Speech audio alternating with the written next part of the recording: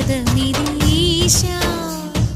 శివని వేదనగా వని వేదనగా పలికెను పదము పరేశా నీలకంఠరా చాలి పొందరా కరుణతో ననుగనరా నీలకంఠరా శైల మందిరా మొరవిని బదులిడరా నగజా మనోజ జగదీశ్వరా బాలేందు శేఖరా శంకరా